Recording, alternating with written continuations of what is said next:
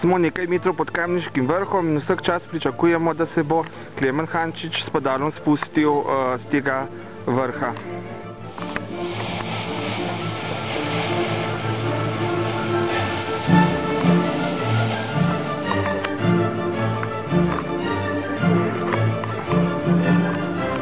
Ja, glih je v bistvu šel, ja.